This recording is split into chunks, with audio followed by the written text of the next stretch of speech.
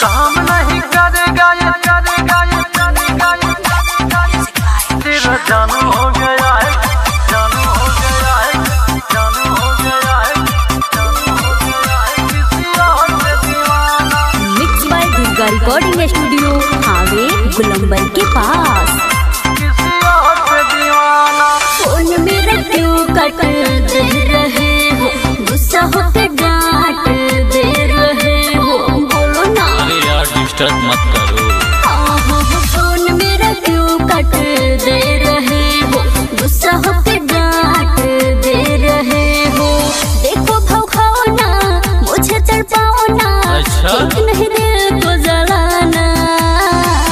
अरे जान तुम कहाँ हो? तुम्हारा जान व्यस्त है, किसी और लड़की पे मस्त है। काम नहीं करेगा ये तेरा फुसलाना, तेरा जानू हो गया है किसी और पे दीवाना। महंगा पड़ेगा मुझको ठुकराना, तेरा जानू हो गया है किसी और पे दीवाना। अरे चल साइड हो जा। अरे जब तुमने रिश्ता तोड़ दिया तोड़ दिया तोड़ दिया तो किसी ने रिश्ता जोड़ दिया। अब तुम साइड हो जाओ, साइड हो जाओ, साइड हो जाओ। जा जा जा जा।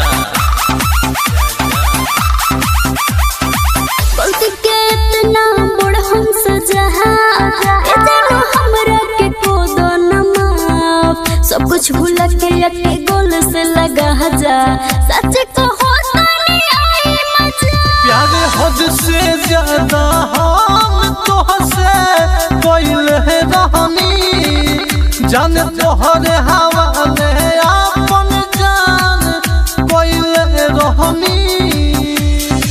देखो सताओ ना, मुँह घुमाओ अच्छा? ना, करो न ऐसे अरे बहाना। साइड हो जा।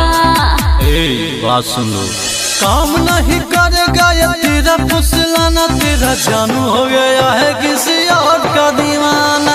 महंगा पड़ेगा मुझको ठुकराना, तेरा जानू हो गया है किसी और का दीवाना। समझ गए। प्रेजेंट बा शुभम फिल्म से।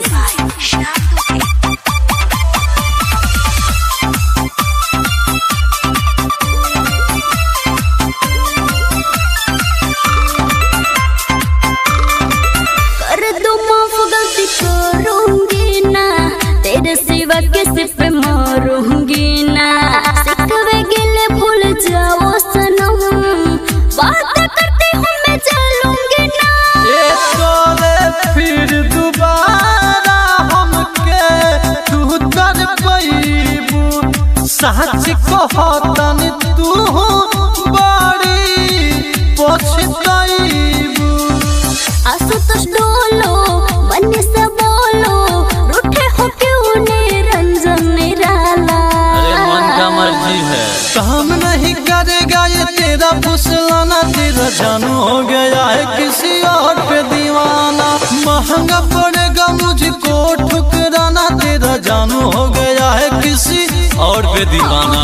फोन मेरा क्यों कट दे रहे हो, गुस्सा होके डांट दे रहे हो। देखो भाव खाओ ना, मुझे तड़पाओ ना, अच्छा? ठीक नहीं दिल को जलाना। अरे जान तुम कहाँ हो? तुम्हारा जान व्यस्त है, किसी और लड़की पे मस्त है, मस्त है। काम नहीं करेगा ये तेरा फुसलाना, तेरा जानू हो गया है किसी और पे दीवाना। महंगा पड़ेगा मुझको ठुकराना, तेरा जानू हो गया है किसी और पे दीवाना। अरे चल साइड हो जा। दुर्गा म्यूजिक थावे।